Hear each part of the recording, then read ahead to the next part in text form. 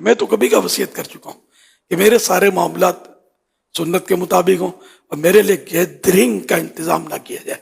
بس جو ہیں، جو وقت ہو گیا، جو سنت کے مطابق سارے معاملات ہو جائیں تو بس مجھے اللہ کی رحمت کے سپرد کر دیں. یہ کیا مطلب کہ آپ 2 دن تک کولڈ اسٹوریج میں بیٹھ دیں کہ دعوت اسلامی کا ایک روپ پڑے گا بھائی، اس کے ساتھ لاکھوں کروڑوں ہیں. الحمدللہ جیتے جی دعوت اسلامی کا روپ پڑا ہوا ہے کہ دعوت اسلامی کے ساتھ کروڑوں لوگ ہیں.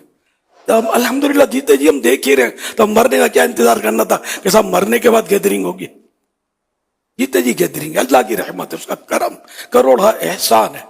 اب مرنے کے بعد اپنے کو تجربہ نہیں کرنا ہے، سنت پر عمل کرنا ہے. یہ وصیت جس کو نہیں پتا تھا تو آج پھر میں نے اس کی تجدید کر دی. یوں سمجھ لو ایک مستحب بھی میرے معاملے میں نہیں چھوڑنا ہے. آپ کو کرنا وہی ہے جو میرے مصطفیٰ کی شریعت ہے. جو دنیا سے رخصت ہو جائے نا تو اس کو جلدی دفن کر دینا، یہ سنت ہے. حدیث پاک میں اس کی ترغیب دی گئی ہے. اب اس کو مطلب دوسرے ملکوں سے لانا، تو دوسرے ملکوں سے جب لاتے ہیں تو اس کا پیٹ چیرتے ہیں، اس میں دل گردے اور وہ جڑی آنتیں سب نکال کر اس میں مسالے بھرتے ہیں، اور بڑے بڑے پمپ سے بس وہ اسے راستے سے اس میں مسالے چڑھاتے ہیں کہ بس آپ سمجھ جائیں. اور اتنی تکلیف جس کی انتہا نہیں.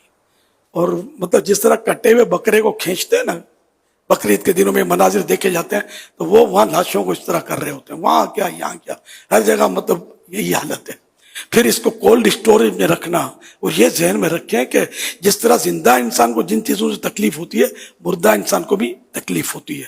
اعلیٰ حضرت نے نقل کی حدیث کہ ہڈی، جس طرح زندہ انسان کی ہڈی توڑنے سے اس کو تکلیف ہوتی ہے، اس طرح مردہ انسان کی بھی ہڈی توڑنے سے اس کو تکلیف ہوتی ہے. تو اس لیے اپنی اس کی خاطر کی ہم مطلب تو 4 دن بعد 8 دن بعد وہ لاش مطلب اس طرح وہ آئے، وہ سلسلہ اگر آپ کو تو فریش لگے گی لیکن وہ فریش نہیں ہوتی.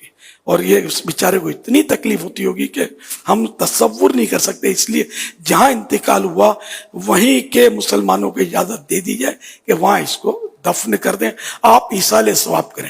یہ آ بھی گیا تو آپ نے کون سا گھر میں رکھنا ہے سجا کر، آپ نے بھی جا کر دفن کرنا ہے. پھر جا کر قبر کے پاس کون سا آپ نے کیمپ گاڑنا ہے، اب یہاں پڑے رہو گے اس کی قبر کے پاس. جب آپ نے بھی تو اپنی نظر سے دور ہی کرنا ہے نا اس کو، تو وہیں بھی نظر سے بھلے دور رہا آپ دفن کر دیں. میرے والد صاحب جدہ شریف میں وفات ہوئی تھی، وہیں دفن ہے، میں نے قبر نہیں دیکھی. ایصال ثواب کرتا ہوں تو ثواب کے لیے قبر پر جائیں تو ہی ثواب پہنچے، یہ شرط تو نہیں ہے.